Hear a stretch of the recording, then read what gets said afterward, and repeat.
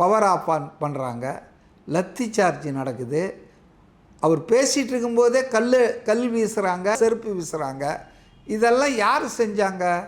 அதனால் திமுகவினர் கலவரத்தை ஏற்படுத்த வேண்டும் என்று முன்கூட்டியே திட்டமிட்டு அதன் அடிப்படையில் அவங்க ஆட்களெல்லாம் உள்ளே அனுப்பிச்சு அவங்க தான் இந்த மாதிரியான வேலைகளில் ஈடுபட்டு, இப்போ நான் கேட்குற செய்திகள்லாம் பார்த்தா அவங்க ஆட்களை கீழே தள்ளி காலில் கழுத்தில் வச்சு மிதித்து கொலையே பண்ணியிருக்காங்க.